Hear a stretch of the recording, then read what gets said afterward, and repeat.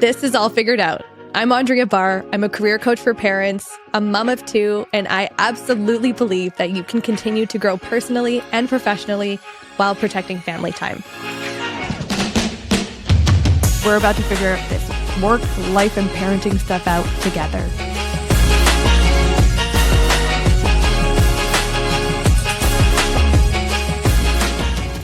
Emily Shimwell, Christine Coughlin, thank you for coming on the All Figured Out podcast together. Why my hands are like this, I don't know. Thank you for having us.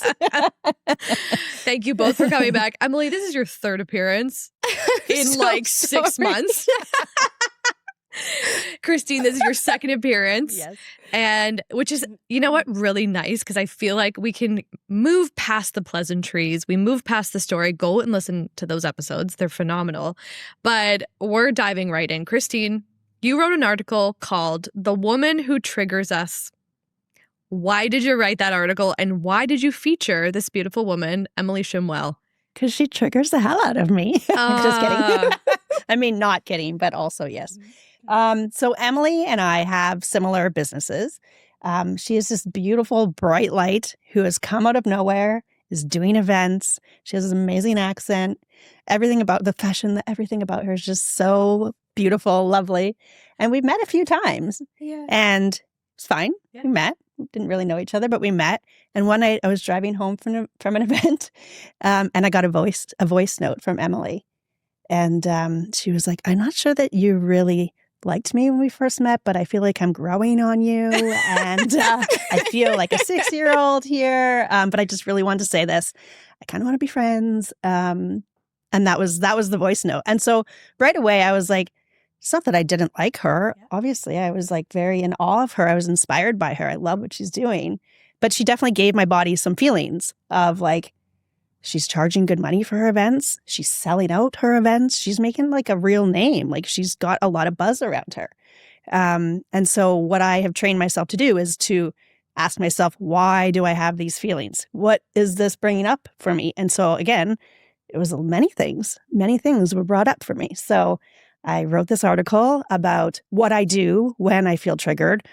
And it's really that awareness piece that we have to have. So I got her permission to do it. I would just want to say that when she sent the note, I was like, just so you know, I've been really percolating on this because I'm in a business that I do events, I do content creation, I do a membership. So because I have so many components to my business, often women come to me and they're like, "Did you see so-and-so? She's doing content days now." And I'm like, yeah, I see that. I see it. But also I'm trying to run YVR Creatives as a community that is all about collaboration over competition.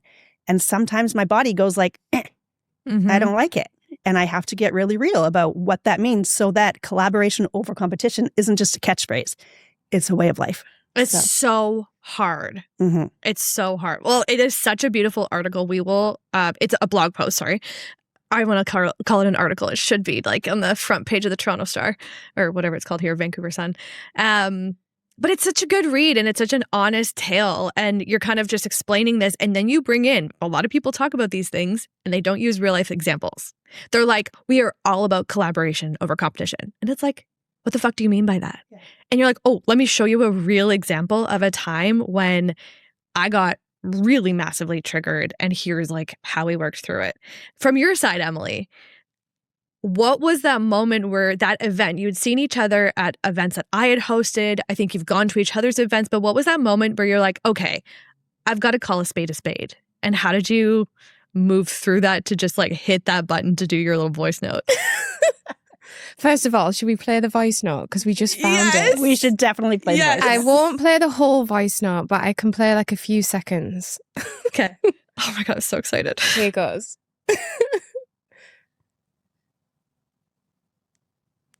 Me, like when we first crossed paths, I got this feeling that you just were not sure about me and really didn't like me. You're like a kid telling you this. I never would normally share this. That bit, I will say, the extra bit at the end, I wouldn't normally say this. I don't know why I said that, because I would. I would always do that. This is my brand. I think any stickiness with any relationships I've ever had have always come down to communication. And it's always better to just say the thing that you're thinking and feeling, because otherwise we start storytelling and putting language to it that has no fact and no truth. And I've got really thick skin, and I was quite prepared for Christine to say, oh, I just don't like you. Yeah. And I said in the voice note, I know I sound like I'm 6 and I don't need you to like me, but I feel like I might be growing on you. We'd crossed paths at quite a few different events, and I'm very susceptible to people's energies. And it's not really what someone says, it's more just like the feeling coming off them.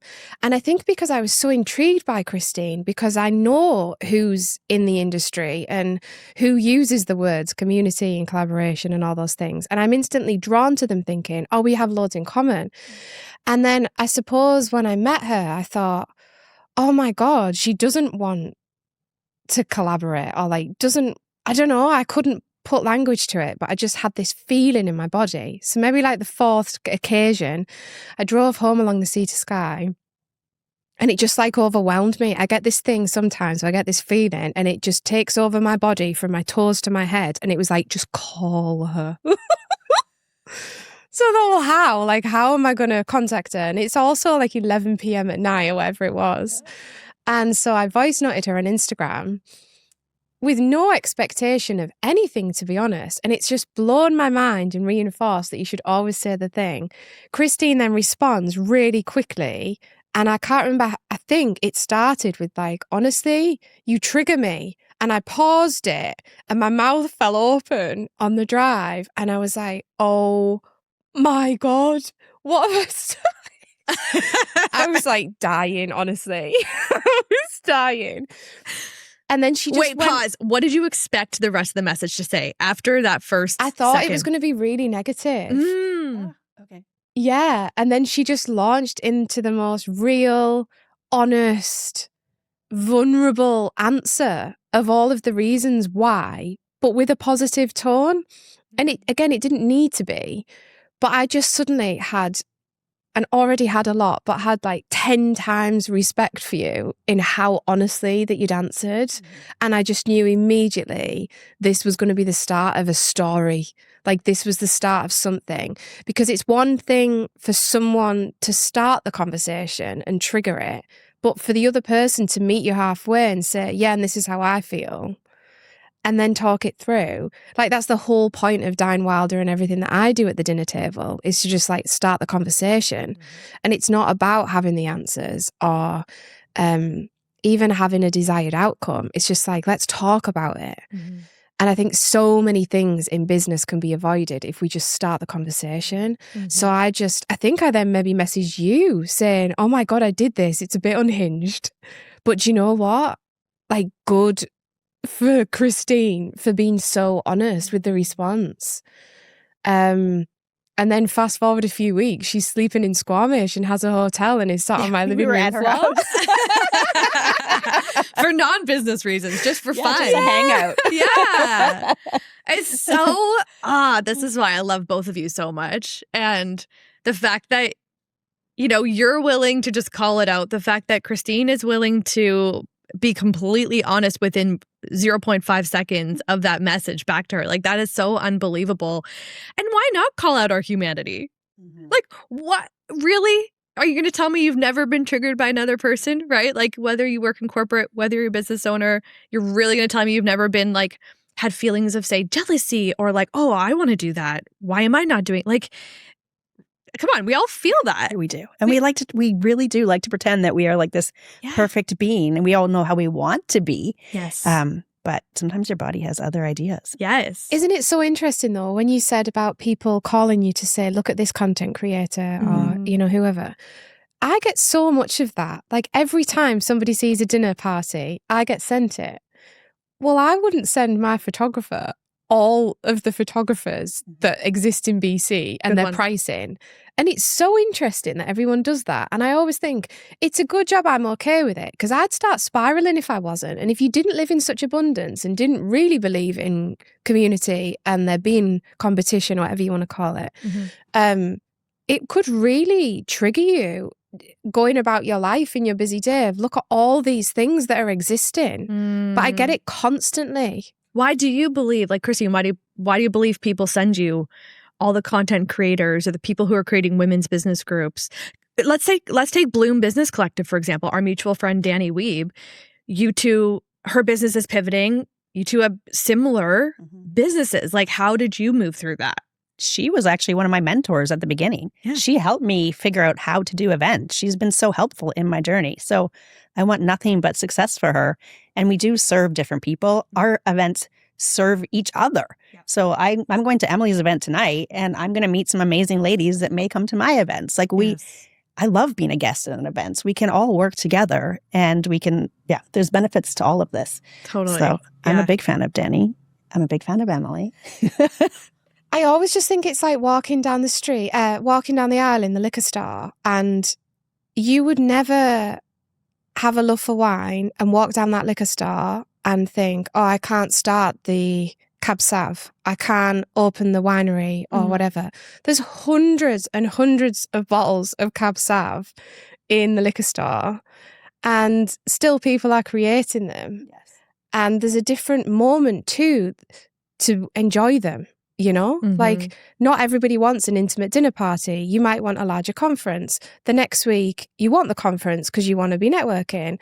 There's just different moments for it and different flavors for everyone. Like, and we all bring our own completely flair. They're so different. I'm reaching different women than you are.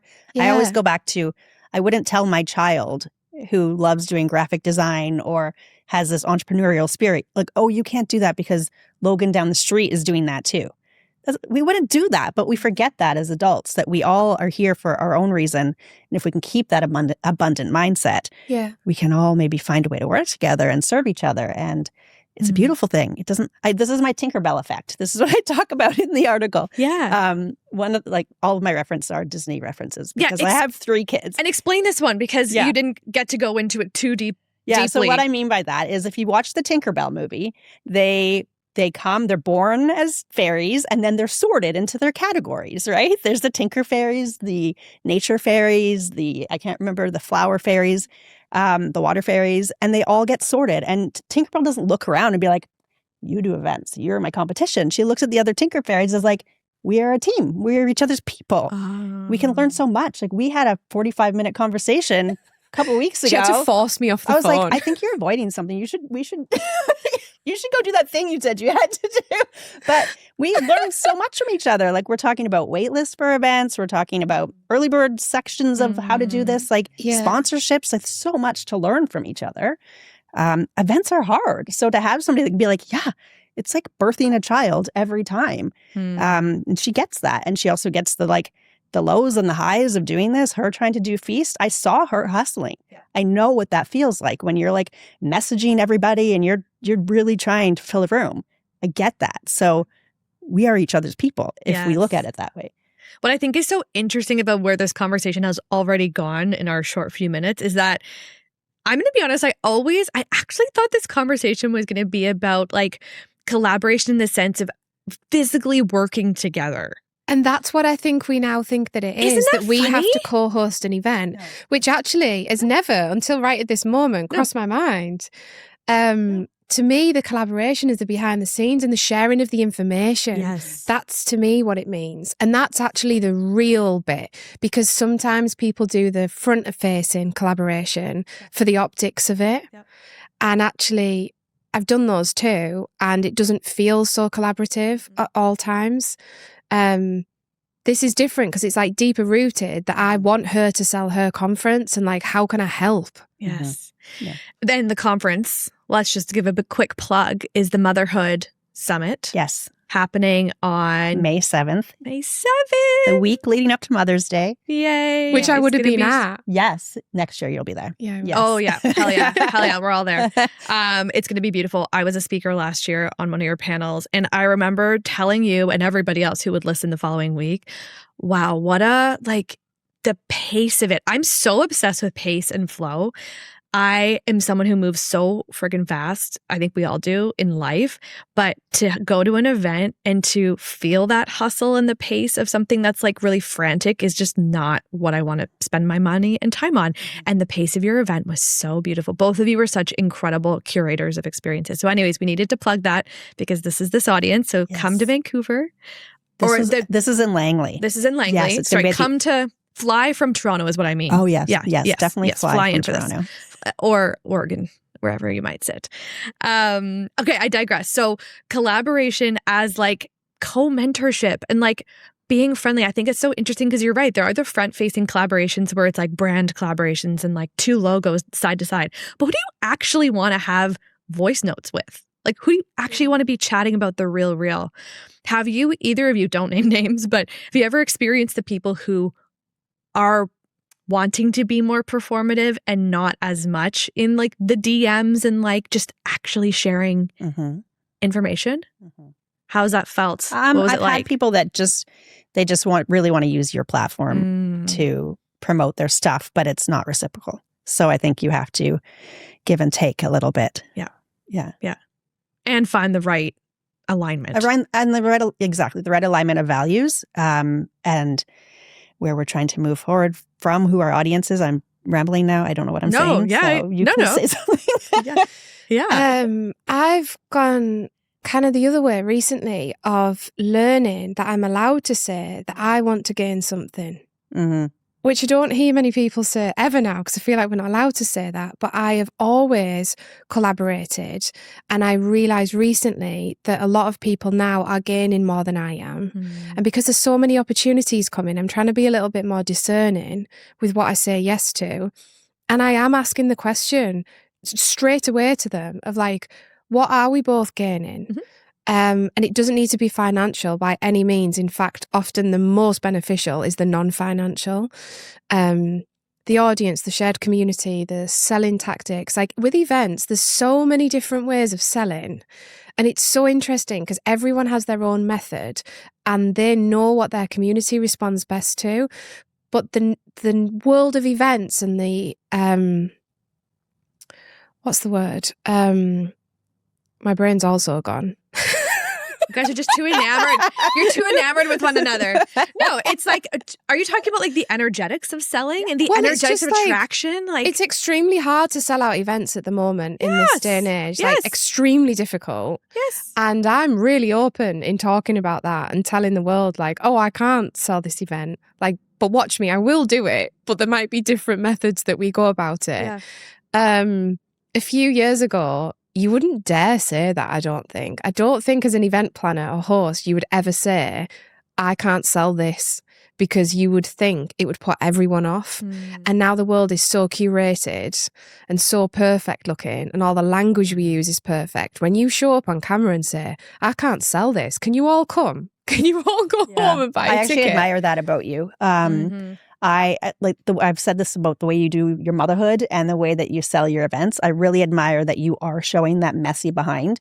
I think because I've felt quite insecure, like, am I the right person for this job? So I feel like I have to show like the polish.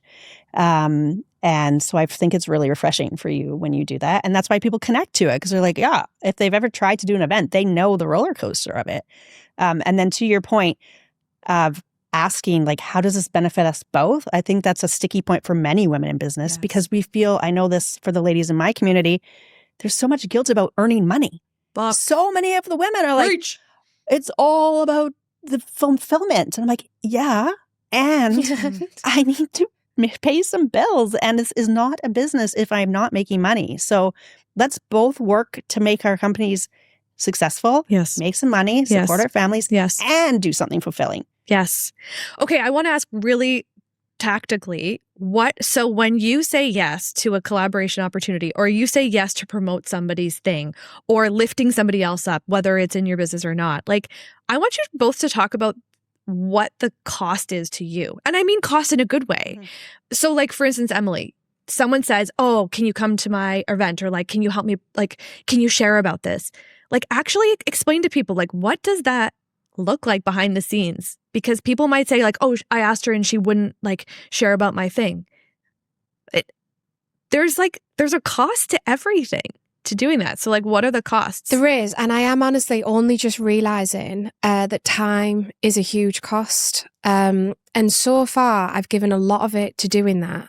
And I'm just about to pivot a little bit in that it will be more structured in how I go about doing that. Because again, that is a service. And I've only just realized that event promotion, which sounds like nightclub era. Like club promoter?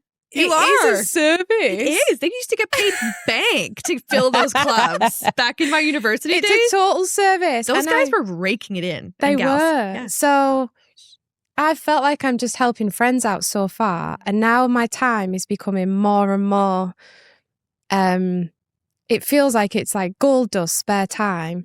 It needs to translate into revenue. It has to.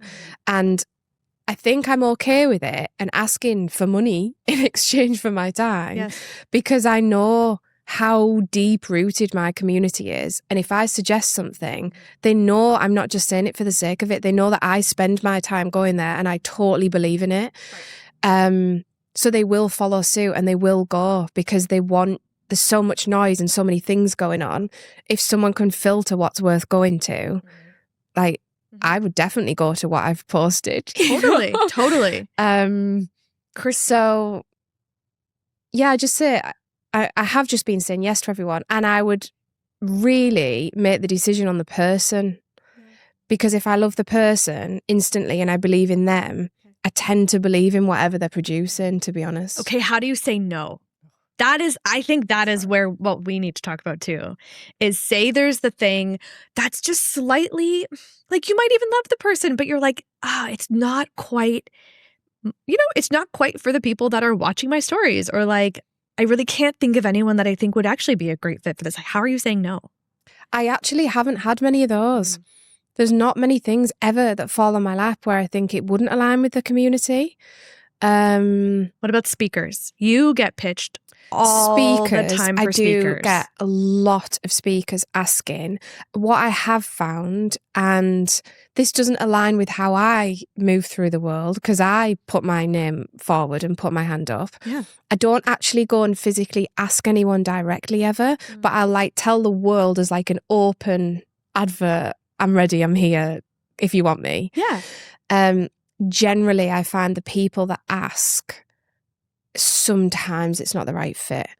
And I tend to quietly go seeking and just absorb them. I just put myself in the room and see who stands out to me as the right fit. And then I kind of pursue that as a relationship first. And somebody gave me really good advice once of see how the person that you're going to work with treats the server. Because you're in the world of human connection, take them for a coffee, but don't listen to the content so much. See how they operate around the room, and do they take their cup back, and do they ask the server how they're doing, and are they polite and friendly? And there's been a few times it sounds so basic, and you would think that everyone you would go for a coffee with would perform perfectly as matching their marketing copy. It doesn't. There's been loads of times where I've left thinking, I'm going to have, that's like a mental X for me. Ooh. I think you're a bit rude. I think you thought you were better than the person cleaning the floor. Like you're not. So that doesn't align with us. Oh my gosh, Christine, what about you? I think it's really intuition based, I would say. As far as speakers go, I feel like I have a really good gut instinct of what my community needs, what I need at this level of business. So I really am searching out specific things at certain times. I like it if I know them. I'm not going to give somebody a platform if I've never interacted with them. I have no idea what they stand for. So similar to what you're saying, there needs to be some kind of relationship. So I really don't love the ones that are like, I've never been to anything. I don't even follow you, and I'd love to be a speaker. I'm like, great. You and everybody else. Come on. You're like, I got a great platform. What are you doing to actually show that? Like, you can say it, but what are you doing to show that you want to be a speaker? Yes. So I like people that are invested, and I see them doing cool things in the community. So how are you navigating, Christine, and then Emily after, how are you navigating the conversations going back to money and how we need to, get paid for what we do and what we do best and what we have spent our lives building towards. This isn't just a moment in time and all of a sudden you're saying, pay me $300 for a consulting session. This is 20 years building whatever this is. How have you started to decipher, or how do you move through the world when people say, Christine, I love what you're doing. Can I pick your brain? Yeah. I have great mentors in place. I work with mentors called Living in Balance. And so I've had to work through a lot of money blocks. I've had to work through getting a lot of clarity on my business. And so I really have now my offers. These are my offers. And these are the ways that you can work with me. Because in the beginning, I would just make up new ways to work with me. And I'd be like, oh, maybe I do have a consulting thing. Maybe I have this. And now I'm like, this is it. If you want to pick my brain, come to an event. I'm often sitting there after the event and we're chit-chatting. Like, we're really connecting. We're talking about real things about business. So come and be in the room. Yeah. Put yourself in proximity to these situations where you can. So again, like community. Yes. I love that. Here's where I'm going to be. Come. Especially as someone who is an event host. You're like, you're not saying like, yes, you're like, yeah, pay $50 or $100, whatever it is. Like it's cheaper than it would be, not to downplay, not to cheapen you, but you know what I mean? It's like versus filling your calendar. I'm like raising my hand, asking for a friend, because this happens to me all the friggin' time. And this is something I'm really starting to be more conscious of, is being more discerning with the yeses, because that's taking me away from my work, which is then taking away from my time. Family. I was working this past weekend and I said to my husband at the playground, I was like, am I with our kids enough? I did that moment. You have 2 kids, or 3 kids. Emily, you have 2. I had that moment on the drive here. Yeah. It's good though, because having those moments makes you step into that confident ask of, actually, I need to be paid for that. Yes. And then it removes the emotion and it's just a fact. Yes. You know? Yes. How are you doing Men it? don't have this issue. They're not talking on podcasts about this. Oh, somebody wants me to come to their event and just like film it for free. They're like, is this paid or not? And you're like, no, it's not paid. And then they're like, okay, I'm not doing that. Like, I just feel like women, like, there is a danger with this collaborative thing where we're not really exchanging energetically enough. So I think you have to be really clear on what your partnership arrangements are. And I've really been doing that with the Motherhood Summit, is being like, this is what I'm providing you. This is what you're providing me. Does this feel good for both of us? If it doesn't, we discuss it, we tweak it, we go back to the drawing board. But there needs to be an understanding that we are both running businesses and it has to serve us both. Yes. Yes.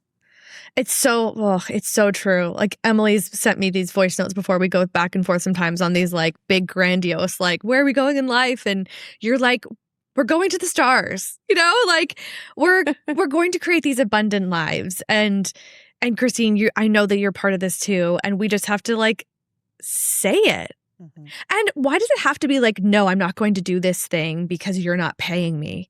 Why can't we further to our conversation earlier, why can't we like, listen, I need to start, like, pull back the curtain. I need to start getting paid for these things. That's why I'm saying this. If that makes you feel more comfortable. That's what I do. You don't need to justify it, but you just have to call it out. Be like, hey, I'm working on this.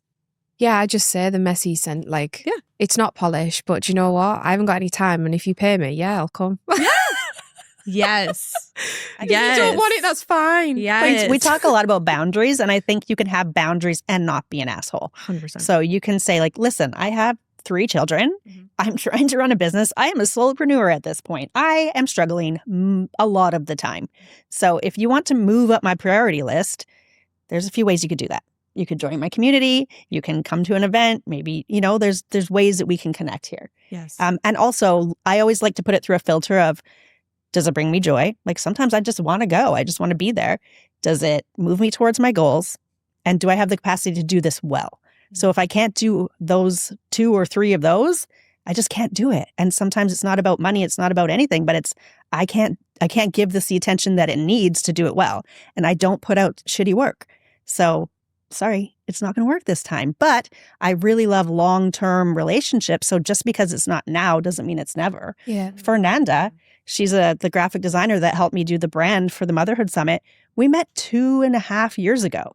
And I was like obsessed with Fernanda, but she is very good at what she does. I couldn't afford it. Doesn't mean I don't respect her, but I had to wait and the relationship grew. And now I've got this amazing branding. It's beautiful. Like, sometimes it just takes time. But if you're building real relationships, it's not that transactional, like, You didn't do this, I'm out. I don't care. Yes. For the person who's listening who is looking up to both of you, of which if they're watching this, listening, they probably know you and they're like, wow, you're both such impressive women and you're people that I want to. Hey, pipe it. You in the back. I hope you're watching this on YouTube. Both of them are like shrinking back away from the mic. You guys are both like so fun and so cute. And they do want a piece of you and they do want to get their foot in the door and they want to learn from people like you. And they're at that point where they can't afford you. You're saying like, okay, so two of you are in events. So these people can just come to an event. Mm-hmm. What are some other ways that you think people who are like, just everything feels very unattainable, they're saying they're still corporate job, they maybe want to leave, or they just want to shake something up, but the tension between where they are and where you two are just feels so big. What advice are you giving that person? I'm a terrible one to ask because I just leave no time for the logic and thought, and I just do. I just have the thought and it's all in one motion, the action is happening. And so I think we touched upon it the other day in our little group chat of fear. That's why I don't feel it, because there's no time to feel it because I'm already in the motion. And then I'm on to the next thing by the time it might happen. So it's like I don't really resonate with the fear or the indecision, or I'm just like doing it. And the way that I justify acting so quickly and not minding about the outcome or if it doesn't go to plan is I just bring everyone along for the journey, knowing that it might inspire one person to take the leap on the way. But the longer you leave between that urge to do something, actually, do you know what happens in that time? Someone else starts it. Some stupid person like me with no experience starts it and gains the reps and the experience in real time. And while you've built out the business plan and the strategy, I'm not saying don't do that, but I don't personally do that. And then a year in, we hit our first birthday with Diane Wilder and I sat writing the business strategy and I was like laughing thinking, most people do this first. But I couldn't have done it and it wouldn't have had any relevance to what it now is if I'd have planned it, because it's just evolving so quickly. Everyone that works with me behind the scenes is like, oh God, like it's the first of the month. Here she goes.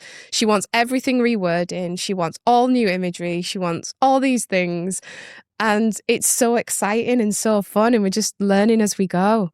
But a hell of a lot of people stop me and say, oh, we were going to start a dinner series. And I think, oh, you should have done. You still just can. do it. Yeah, and you still can. Yes. But like, just do it. Yes. And now I've learned it. Now I want to help everyone else do it and maybe have lots of different arms of the business. I love that. I love the uncertainty. Christine, I think you're different. I'm very opposite of that. Are you? I'm loaded with anxiety and fear. It actually makes me really uncomfortable when you say people looking at you, amazing women, are going to wonder how you got here and how you've done all this, because it's just been, this is similar, messy, intuitive, yeah, that's why I'm sloppy laughing. action, but like with lots of fear and anxiety. Like every level, I'm like, I don't know if I could do this. This seems really terrible. I'm probably going to fail at this. But you build up that level of self-trust. And now I'm like, oh, I've got this. Like, even if I don't know, like when I opened up the registration page, Fernanda sent me all the graphics, all the branding. And I was like, I got to make a sales page on this. I don't know what this is going to look like. But I now have this internal trust. Like, I will work on this until I am really proud of it. And that's what I know about myself. So it's just building that self-trust, following your curiosity, and those reps, like you said, lead you. Now I'm looking back and I'm like, oh my gosh, like I don't even recognize who I was before because I've just kept going. So consistency. And I think that there's no problem with having the fear either. Yeah. I feel fortunate that I don't, because I'm just in the messy middle. But also, for me, as long as you're doing it, who cares? Yeah. Like, maybe we're not supposed to say that, but I don't care how I feel in my body while I'm in the motion. As long as I'm in the motion, going to where I know I want to be. Someone asked me on a panel the other day about imposter syndrome. And I said, why is it so bad? Like, why is it such a bad thing to have imposter syndrome? I want to have it all the time, every day. I want to be at the table with people who are way smarter, way wiser than me. And I want to be doing the thing that makes me feel really uncomfortable because I feel like I shouldn't quite be there. We're all humans that for the means first that time. you're growing. Yes, you're growing. If you're just in total comfort and avoiding imposter syndrome, Sounds so boring. you're not doing that much. No. And there's something to be said about creating in a vacuum, which is what you're both touching on as well, where like the things that you think in your head, and I'm not talking about like market research and like testing a concept, but I mean like doing the thing, getting the reps in, and then being like, oh, I'm going to go to this event. I'm going to spend my good money that maybe feels like a stretch to go to a dinner or to go to a summit or an event. And I'm going to feel uncomfortable because I actually don't know a soul there. And I'm going to have to spend the time. Like there's a lot that goes into even showing up somewhere. But I had this idea of this thing. And then I went to this event and I heard these amazing women speak. And I met this graphic designer who was just starting out. And she wanted to do a trade. And then it sparked this other idea because I spoke to, like, when we stay at home, and this is something I know both of you talk about a lot. When we stay at home and we're plunking away on our laptops and we're creating everything in our brains, it's not fun. Maybe it's fun for you if you're a coder. I need both. I don't know. Yeah. But I don't know. It's just like neither of you would be where you are if you didn't just go out and try the damn thing and then tweak it the next time. Mm-hmm. And I feel that's even with the season, like I'm very much against hustle culture, trying to be, but I'm also very passionate about what I'm doing. So what I've learned is that I do best if I can, like these big events. So I do my motherhood summit, I have my summer social, and I have a Christmas party. Those are my big ones. And I want to grind it out and like put my heart and soul into those and then be like, tune back into my family, tune back into all of the things. How did that feel? Learn from how that season felt and then adjust for the next time. So I'm very ADHD. I am hyper focused when I'm on something. So I knew that I can't do a year of that. I will kill myself. I will end up divorced. So this is how I have found a way that I can use my skill set, my way of being, and make it work for me. And I think it's just constant recalibration of like, okay, I did this. It felt good, didn't feel good, like, and then you just adjust as you go. I love that, especially from that motherhood perspective. You have 3 kids, Yeah. You have a business, your kids are spanning ages too. Like they're kind of indifferent. You've got a somewhat little one. 8 to 14. Yeah, those are like I guess your 8-year-old's starting to kind of get into maybe that tween phase, but they probably require different things of you in different seasons as well. And I resonate with that, with the like, go hard and then come down. Like I go away a lot and it's like I don't really work a ton when I'm away. But then I love to just like go ham. Like oh my God, we got back from Florida that Thursday. We got back on a Saturday. That Thursday I hosted my very first breakfast. And as you both know, when you have something launched the first time, it is like a million times harder and then it gets the easier DTF, from there. that's what I think Brene Brown says. DTF, the fucking first time? Is that? Oh, so fuck. TF. Yeah. TFF. Yes. DTF is down to fuck. It's not DTF. So Brene Brown is now a sex counselor. She's pivoting. Amazing. The fucking first time. It's so true. It's so true. FFG. Oh, I'm so happy about that just happened. I don't even know where I was going with that. It was hard. You did your motherhood, your breakfast I agree. the first time. I really like the highs and for that works for my family too. Emily, what about you? You have 2 little guys at home. You seem to be going nonstop. How do you? I feel really awkward about it, because why? That's how I thrive. I just love when you're talking about the switching off and like going away for ages, that fills me with anxiety. And I'm not trying to promote hustle culture, but what I have stepped into recently is just sharing how I live and not worrying so much because we don't all have to work in the same way. And I do really thrive in the go, go, go. And people like worry about me, or they see my calendar, or they see me at 4 events in a day, and I wouldn't do it if it didn't fill me up. It like completely sets my soul on fire to be in person. And that is not everyone's cup of tea. But I know that this is why Dine Wilder, Emily Wilder, whatever this whole thing is that I'm building, is going to thrive with in-person events because that's where I find my energy. Me sitting at home on the laptop, unless it's something like copywriting, newsletter, whatever it is, to me, that's still kind of in person because I know the other person's going to read it. But if it's just like me working on bookkeeping or whatever, like it's not happening. It's just not happening. Just when you're on the phone for 45 minutes talking about anything but bookkeeping. But I do really thrive with very, very full days. And I think that's it. It's knowing how you thrive. Like I am very aware that when I am overworking, I am a sugar junkie. Like I don't drink much, I prefer a gummy over wine even, but I am a sugar junkie. So right now I'm in a push season and I'm like living on these strawberry straws. They're disgusting. They're from the dollar store. They're so good, but it's like, it's like my dirty secret.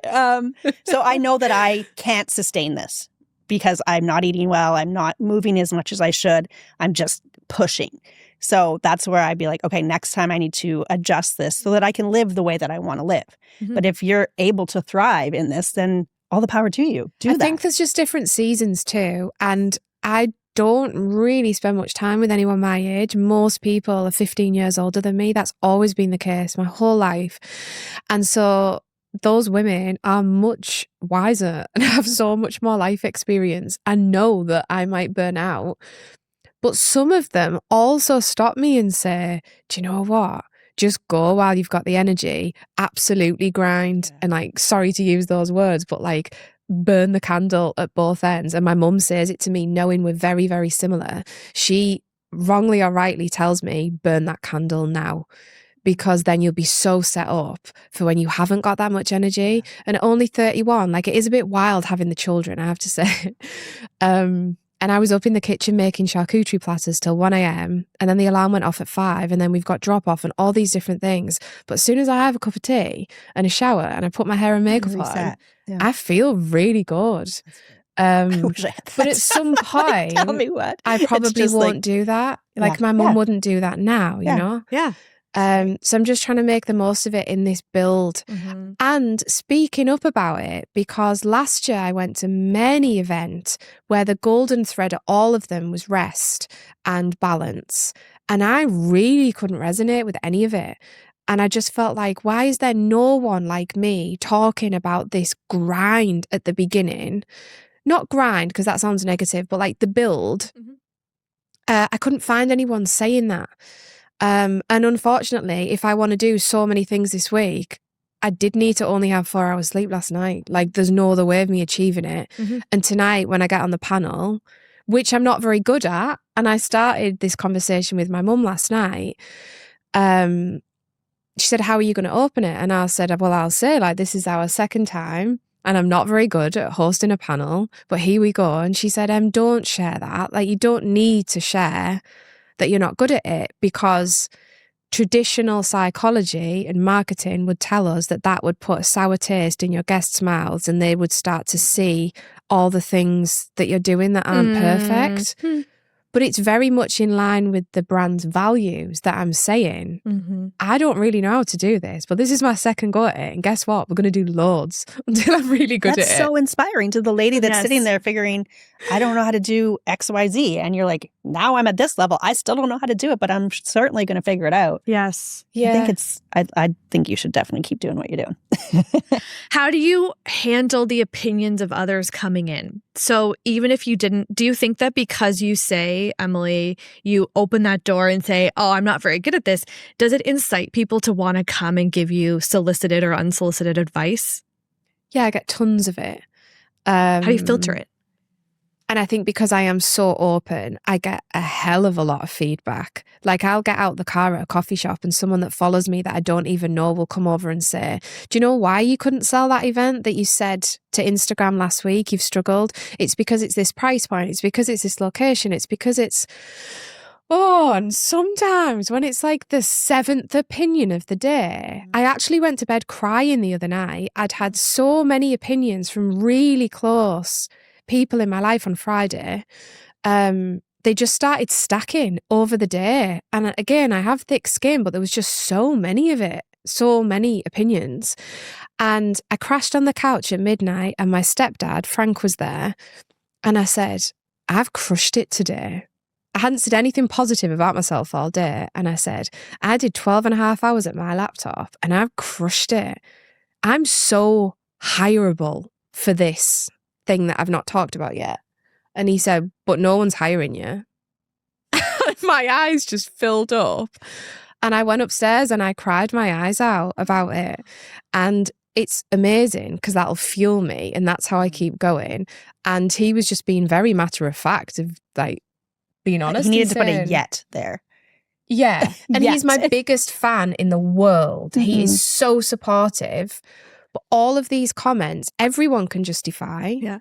And they all were in a certain context. But when you're the one receiving it, and my husband's in the UK and I called him and he said, oh, don't worry about it, just move on. And I said, would you ever get out of your truck and walk into that job site of the $20 million home where you're building a cabinet? Would anyone stop you on that journey from the car into the house who has never picked up a hammer or whatever he uses and say, you're doing it wrong? You're doing it wrong? Would anyone slide into your DMs and send you a voice note saying, this is why your calendar's not full next week with jobs? Nobody would ever. We would never.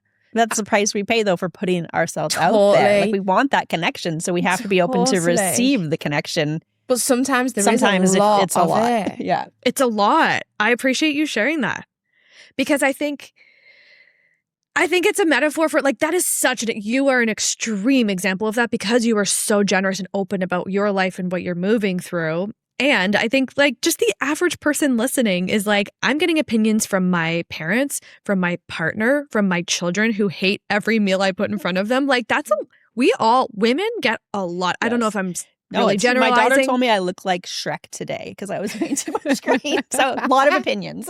Kids are mean. What was the viral video? Oh, my daughter told me I look like a train Oh, conductor. This was my young one told me I look like Shrek.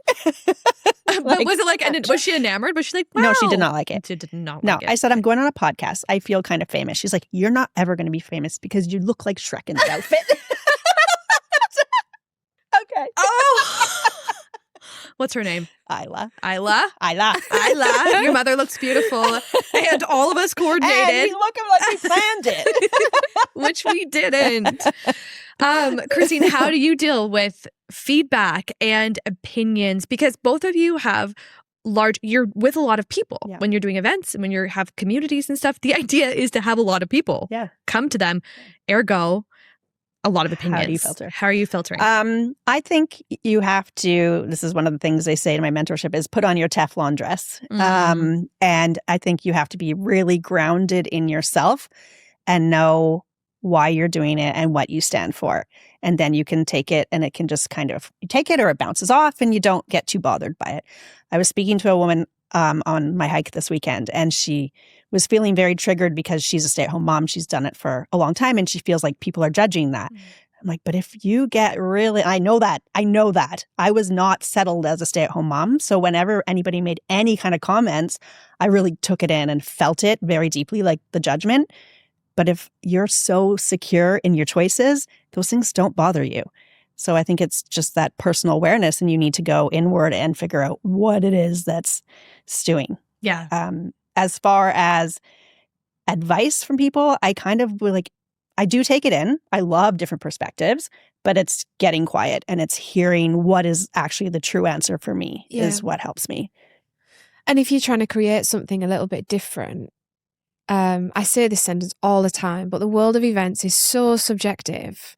There's not like all of it can be right and all of it can be correct. But you do have to quiet it a little bit because if you want to create something a bit different, like for example, for Feast, the conference in October, I've decided to go with a sexy vibe. Well, when you watch people's faces when you say sexy, I'm like, I actually think it's perfect marketing. But when I told my mum, she was like, how are you going to sell tickets to something that's got like a sexy dress code when it's a professional development write-off for some people? For all women. It's like all these questions. Feeling your most confident self. Like I know. As soon as you said it, I was like, yes. And I'm like, but when do you go to anything that could be, that also feels sexy and there's maybe red velvet tablecloths and all these things? But if you start listening It's difficult. The only thing I would say is there's a few markers in my mind of really offensive things people have said to me that have been my best moments. And there's like 2 or 3 occasions where Frank has made me cry. And that's the relationship we have. And it's not because he doesn't care and he knows how to create action in me. I respond very well to that really masculine questioning and like when someone pokes me, even in the moment, if I'm upset the next day or I'm on fire, like I'm unstoppable on that run that I've woken up and gone on, I'm going to take over the world. And the men that do it to me know that it triggers those things. So it has always actually created really good things, or they've shone a light on something, and the reason it's triggered me is because deep down I know they were right and I wasn't charging enough for that, or I didn't know my numbers, or whatever it is. So sometimes it is good if I get to that breaking point a little bit. I don't know if that's weird to say. No. The Phoenix. You rise out and you're like, you just watch me. Yes. I had somebody say to me, so I just launched the Society Pages, which is the article that we are speaking about.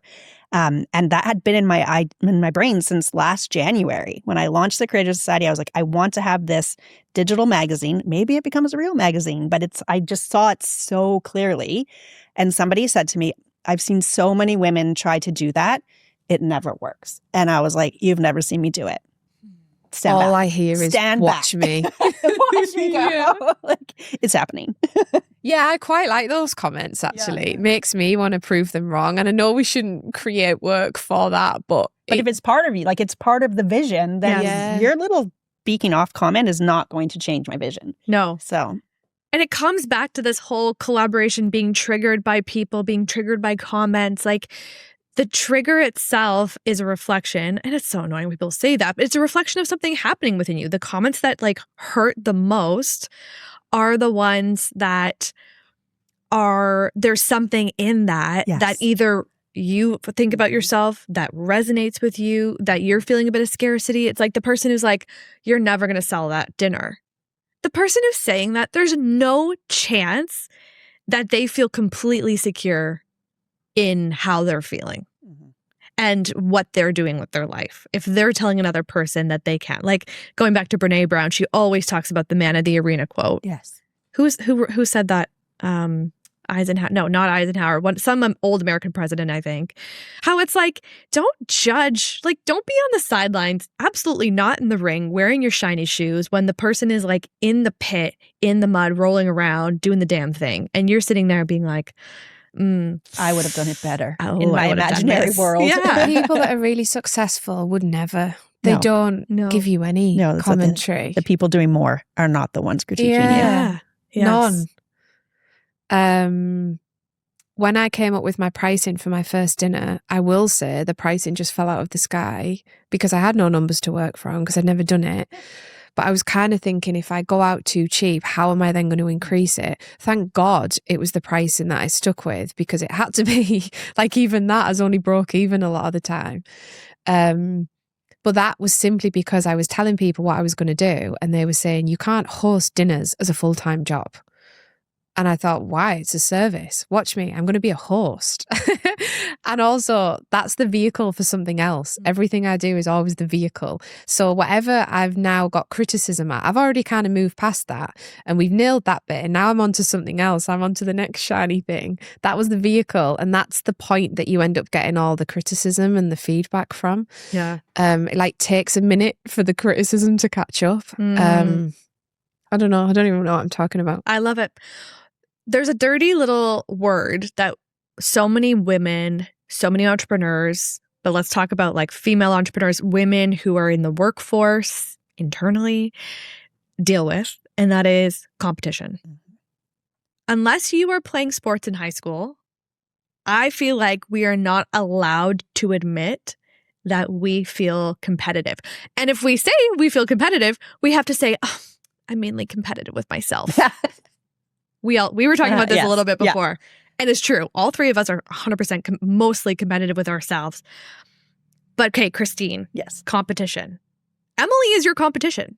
In some ways. In some ish. ways. Yeah. In certain areas.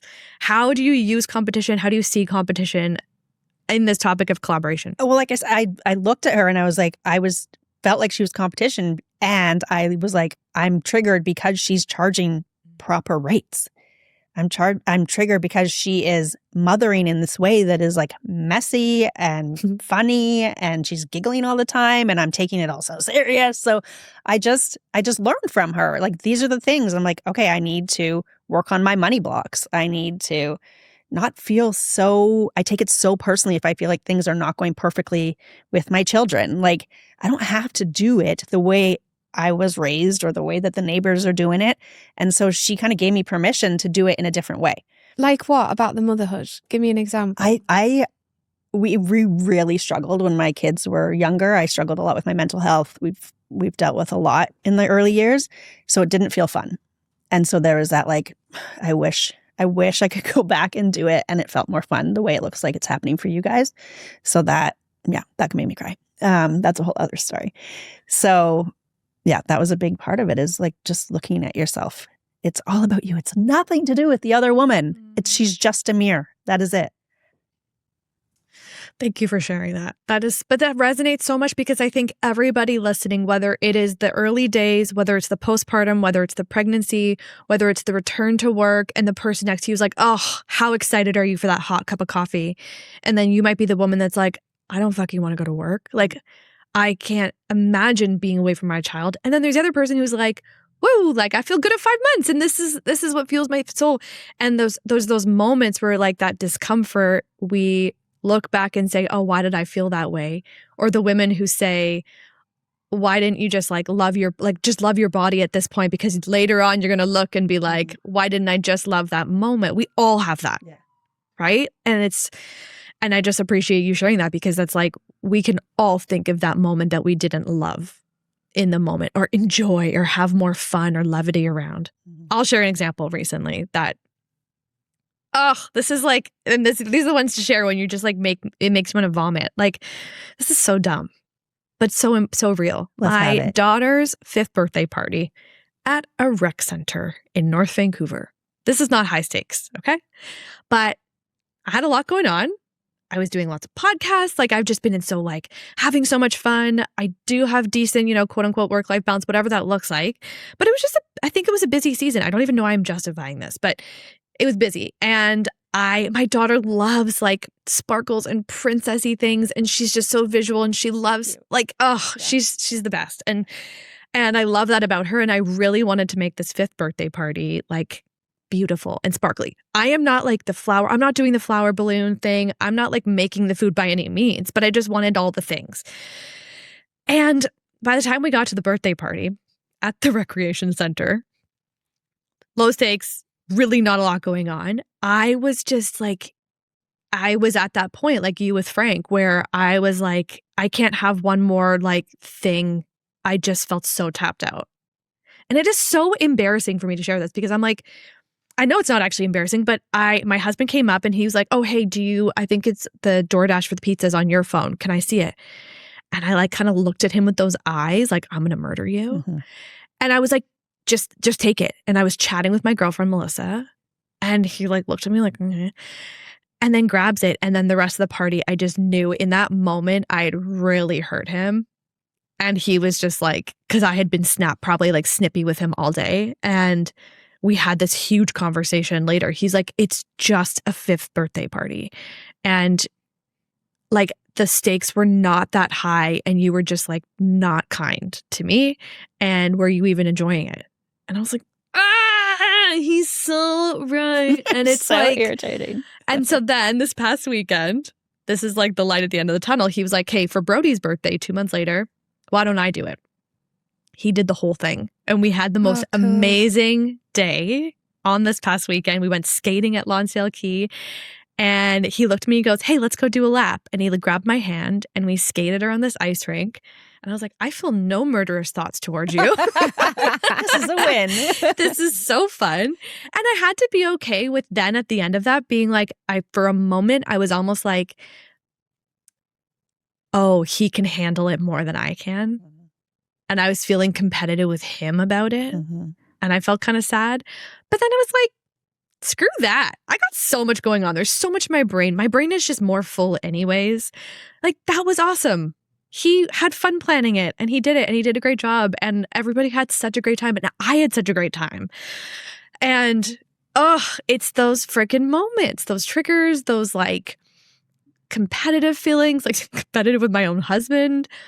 But it's the same at work though, or in business. Yes. When you have an attachment to this perfect outcome, it doesn't allow for any real life to happen. And same for my events. Like, often so many things go wrong. Frank said last night, well, don't be worried. Like, nothing's ever gone wrong. And I said, are you kidding? Have you ever done an Listen event? to all of these things that have happened in the tell last us the few craziest months. one. Oh God, all sorts. Someone had to, this isn't crazy, but just very basic. I often don't count the chairs before my guests come. Like, totally unhinged, really, because the only thing I need to do is make sure everyone has a seat. That's like the only task is to go and count the chairs.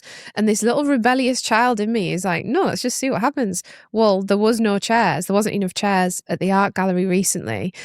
Fortunately, some of the women I knew didn't mind and I just put them on little crates. And then we found chairs in the meantime. But that's so minor, but there's so many things that happen. But because I'm not attached to this perfect outcome, and we're quite fortunate that the business is called Dime Wilder, so everything that goes wrong, the motto in-house is, oh, fuck it, it's Dime Wilder, and we just roll with it.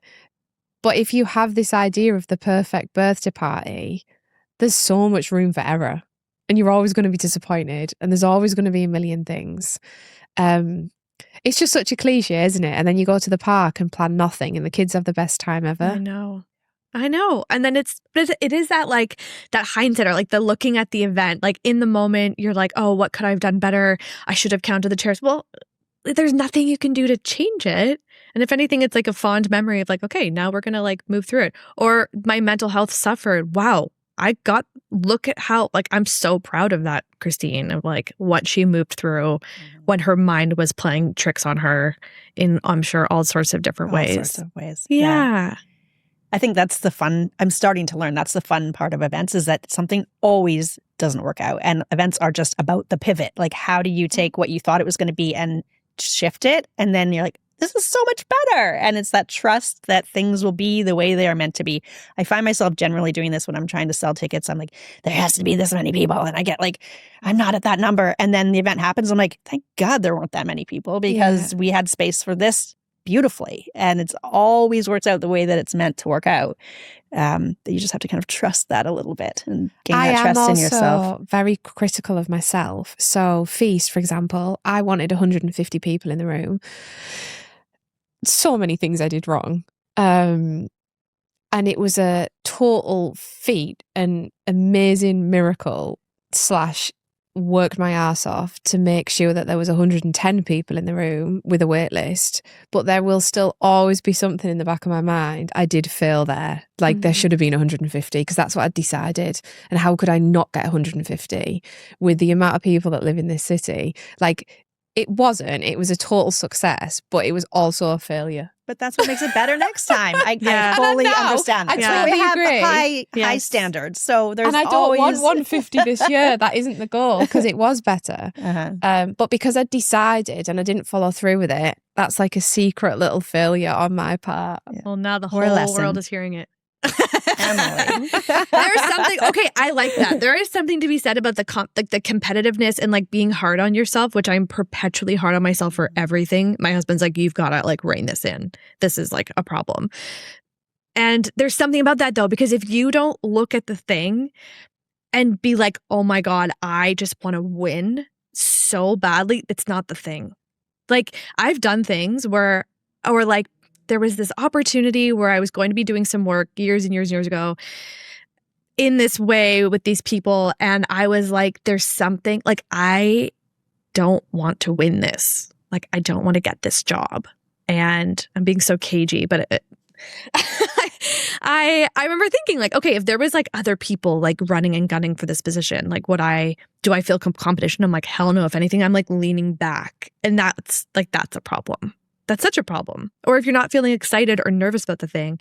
When I launched my breakfast club last week, people kept saying, how are you feeling? I'm like, it's all good. Like it's all sorted, but I'm nervous. It's Nervous also just or nice to excited? name it. Yeah. Excited? It was like so excited. excited. Exactly. Nerve-sighted, 100%. And then afterwards, like, how did it go? And I'm like, it was awesome. And there is such a list of things. Like that's why we're doing what we're doing. We're operating at this level because that's how our brains work. My husband looks at me with such pity. He's like, your brain is making me tired. Like, I don't understand how you live in there. He always says he wants to give me a lobotomy. And the other day I was like, no, my brain is beautiful and it helps me do all these amazing things. Like, I am wired in a very fun way. And, I was feeling guilty this weekend because I'm trying not to work on weekends and I am working on weekends big time right now. And then both of you were also up at 7:30 in the morning working. And I was like, oh, right? Like we are operating at a very high level and that requires sacrifice sometimes. And that requires that you look at the things that weren't 100 and you elevate them next time. So I think the key is just to move really fast. Like take it with a pinch of salt, collect the data. The next day after an event, I pick it apart for 2 hours at Starbucks every single time. I don't go to bed at all the night of an event. Tomorrow I'll be there. And Gabby and I, we just unpack it. And it is so funny if you read like the testimonials from the guests versus mine and my Czech photographer's feedback of ourselves. You'd never come again. Like, you'd never come back. We're like, oh, terrible this, terrible that. Drinks in the, like, all the things. But you have to just take it and then go because otherwise you can sit stewing on that and you lose all of the goodness that happened. And it's also important to soak up the goodness first and not do that. I know that's quite quick to do it the next day when it's fresh, but don't do it on the night. Like, enjoy the high and just soak up the good on the evening. And yes, look at the data, but look at as Krista Hull says, the KPI of the goosebumps, because we all thought the brunch was amazing the other day. And you were asking me to like give you anything as an event planner. And I was like, I can't find anything to give you. Like, name tags. A name card, maybe. But when you can just soak up the feeling in the room, like don't overlook that. Because I've worked with people who do overlook the feeling and it can send you into a spiral of all the things that didn't quite work out and the guests don't know about any of those things. So I think we should lead in a more like, I suppose people would say it's more masculine, right brain, whatever you want to call it, of picking it apart and looking at the data and the finances and all the rest of it. But don't overlook the feeling of it. Because that's actually what's selling and that's what's going to make them come back. And if you humanize it and openly say, do you know what? There's been times where I've forgotten plates and like the caterer's just about to start plating up and the staff are like, where's the plates? Oh, I didn't order any. They're like, what do you mean? I'm like, I didn't order any plates. Like, how can you have missed that? That's only job 2. The chairs, which you failed at, and the plates. I'm like, I don't know, figure it out. Go to the second-hand shop next door. Let's get them all washed now. In the next 12 minutes. Yeah, let's do that. So then we've done mental things. We've had no glasses before, and I've called the local pub and said, do me a favour. And they're like, no, we're busy. It's a Friday night. Like, we're not giving you our glasses. How many do you need? I'm like, we need 38 water glasses and I'll come and get them now and I'll return them later. And they're like, no, how many times do I have to ask? Emily, just come and get the glasses. And then we've served dinners with the local pub's glasses. Unreal. You just have to do what you've got to do. And if you just go out there and say to the guests, you know what, you'll have to wait a sec because we're getting the glasses from the local restaurant. People love it. Yes. They love it when you figure it out. They love the scab. They don't love the wound. I feel like when Emily does it, they love it. Well, they love it when anyone does it. Yeah, and you're just like, fuck it. It's the way that you deliver it. Yes. Yeah, and that's the way. It's your delivery that makes it like so fun. I'm part of this cool experience where we forgot the glasses. I would probably like, you just ball. There's going to be maybe one person of 30 who's like, that's too unhinged for me. And maybe this isn't my vibe. And that's okay. fine. Go to something And that's else. fine. Do you know what? Go to the forum. Go to Araxi and have an amazing dinner. Like, go to something else. Yes. You know? Go to the Michelin. And that's, you have to be secure in Yes. this is what I'm offering. Yes. It's wild. Yes. It is. And the way that you present. Yeah. Even the people that would be pissed off by it, you're almost not giving them chance to, because they know on some level that you are holding up a mirror to them of why does this matter so much to me? And it like disarms them a bit, you know? Mm-hmm.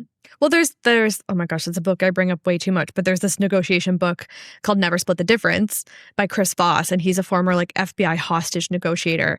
And the biggest takeaway from the book, you know, you read those nonfiction books, you remember like two things from it. The one thing I'll never forget that is so obvious, but it makes sense, is he's like, when you're in a negotiation and there is a known sticking point. So say you know that you can't pay this speaker or this person or whatever it is what they should be paid or their rate. He's like, you start with that. Like, we don't have glasses. Call that shit out. Don't try to pretend. It's like any mistake you've ever made in corporate and you're trying to sweep it under the rug. That never works. Like, you got to just call it out. And then you're disarming the person, because it's almost alarming for them to hear it and be like, oh, you see this too? Like, this is weird that we don't have water glasses. It's like, yeah, we don't have water glasses. There's someone I want to speak at Feast that I'm just obsessed with. And she has agreed to speak at Feast very casually. And I will say, this is something that I get in trouble with, is that the conversations will be so casual over and over again. And then I have a moment of like, oh God, but what's that going to cost me? Or like the man. And I do hate to split the gender because it's personality type too. Because a lot of women I work with wouldn't do this like I do, but they would have asked up front, what are your rates? And I haven't. We've just started this friendly relationship. So someone I keep meeting with is dying to speak at Feast. And the other day I just thought, oh my God, what am I going to do if she thinks that I'm going to pay her a fortune, because I can't. And so I just called her and said, this is so awkward. We keep talking about fees, but I can't pay your going rate. If you can't come, that's totally fine. I'm just being upfront with you. I can't. And I'm not even asking you to come for cheaper.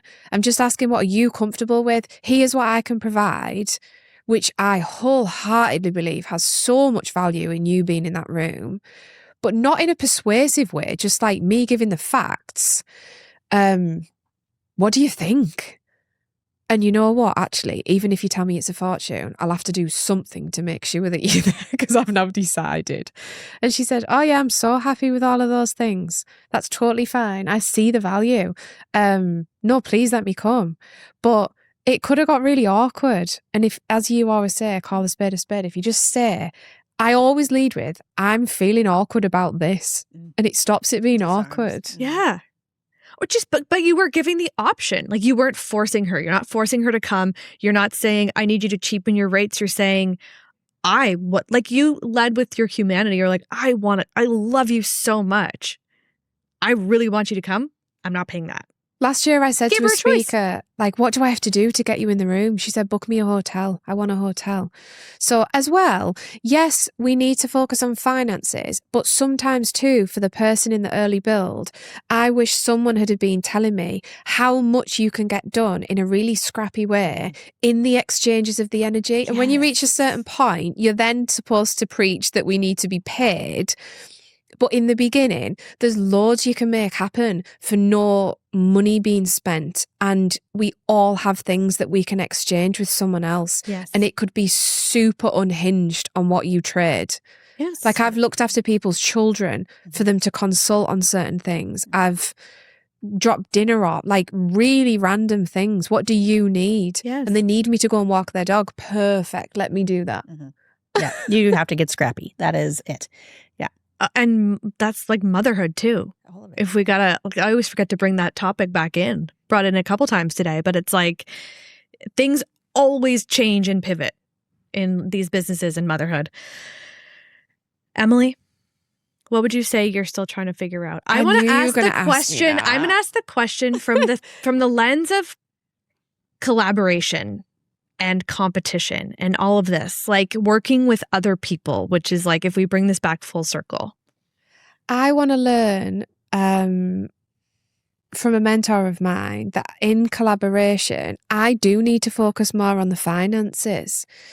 I need to learn how to lead that conversation of yes, and what is the financial goal, not just the audience growth, because I feel like I now have that and I understand that. Probably same for you.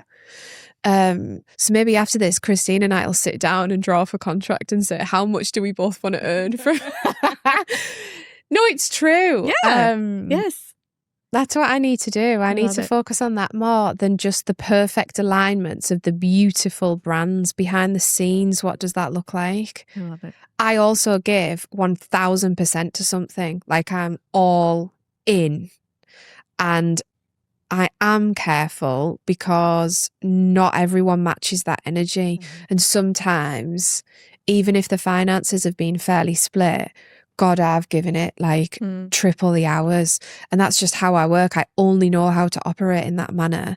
But I need to make sure they're going to give as much energy to something, even if that energy looks different and I'm doing more of the physical. Don't know. I just need to just like man up a little bit when I'm talking to people. Yeah. But do it with your Emily way. Yeah. Right? Use your own voice not. still. Yeah. Christine, as it pertains to collaboration, competition, everything we've dabbled around today and danced through, what are you still trying to figure out? Yeah, I think it's still being okay with the fact that this is a business and it needs to serve our business goals. So it's really clear communication. This is what I'm offering. This is what you're offering. This is why we're doing it. It's here on paper in case any of us get confused. And making sure, I feel like in the past I have jumped into things because I was excited. The first 2 years of my business were pure chaos. I was doing all the things, like 2 events, like a week sometimes. And this year is, I have the clarity. I know what the pillars of my business are. So it has to fit into these pillars. It has to serve this community. And I just have to stay really clear on my yeses and my nos. Oh, that's a good one. Do you think it's really new that events are seen as a full-time job? Like, I've only been in this for a couple of years, but to me, it feels like it's just surfacing as a career. Whereas before, on any of the research I've done, they're more like lifestyle hobby brands for women who host all of these amazing events, but they have a full-time job during the day, and that's totally fine. It's amazing, but they don't share that, or they have another stream of income from somebody else perhaps, or whatever, and it's not spoken about. And then when you come in trying to charge a decent price, it's like, yeah, but the other people had the full-time job. They were doing it as a hobby, and it is a service, and it takes so much energy to put an event on physically and mentally. Is it new, or am I just new to it? I don't think it's new. Well, I think when you thought of it in the past, it was like a wedding planner. And now we're doing it as networking and community building. I know Marta, who's doing Mom's Social Club, she received feedback that one of her events was too expensive. And she was talking about that. Join the queue, I get lots of it. Yeah. And hers were not. They're not. They're not. And also, your events are not meant to be for everybody. No. So I would never call like Louis Vuitton and be like, your bag makes me feel bad because it's too expensive. Like, it's just not for me at this time. And I think as women, we just want to people please and we want to make everybody happy. And we just have to remember that this is our business. And it is okay that we are not for everybody. 100%. My sticky spot comes that I use the word community. People talk a lot about it saying, well, it's not for the community because it's too expensive and it's inaccessible. And I respond saying, oh, I'm building community. It doesn't mean that word community in Squamish definitely has something attached to it, which means it needs to be free, like a community event. The community center with my daughter's birthday party. But Same room. Completely. No one's saying to. I don't know why I keep calling it Araxi. I don't even go there, but no one's knocking on the door at Araxi saying we can't afford it. Are they?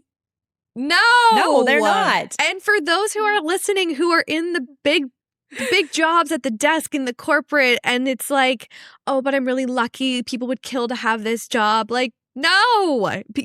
No one is going to your CFO or your CEO and being like, you're a bit too expensive. They wouldn't be in that seat. Like, they got to that seat, to whatever position they're in, because they were like, this is what I charge. Sure, there's wiggle, like, or you're buying a house. Like, there's things that are just like, this is what it costs. The thing that does make me feel really awkward about Dime Wilder is that people look from outside and think it's so like bougie and like really like spoiled women with loads of extra cash. That does really bother me, because if you've been in the room, which you obviously both have many times, that is not what it's like. And what has surprised me is how normal the people are that come. And just because something's expensive, it's more about where their values align, not how much money they've got. I've got a lot of people that come every single month and they now don't do other things. Same as I would do. If someone else was offering Dime, I would go every month. And I probably wouldn't go out for dinner to the sushi place every single week. Yeah. It's just wherever your values lie. But I don't know why I'm talking about this, but it doesn't sit right with me that people think it's inaccessible in like a status way, you know? Because it feels really real, but they equate the price point with who's there. And that is not the case. No. And it is very funny when it's like having a girlfriend who you're like, oh, do you want to go on this trip, or do you want to go to do this experience? The person could be like, it's not right now, which is the more evolved answer. And then there's the person who's like, oh, no, like I can't afford that. And then they are carrying the Louis Vuitton bag. And you're like, it's okay. Just call it like, it's value. It's just about like what you value, I say that to people a lot in Squamish. They're on the 10-gram mountain bike telling me that the dinner's too expensive. Yeah. And I'm saying to them like, oh God, it isn't. It's just your values don't align. That's fine. You don't need to come. It's not where you're at right now. And that's okay.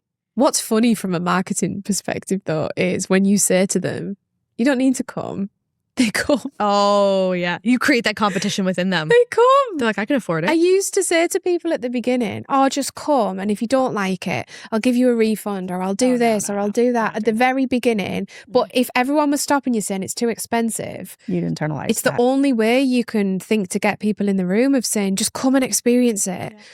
Yeah. And now I'm just like, oh, that's fine. And then they go home and buy a ticket. Interesting. That's very smart. Interesting.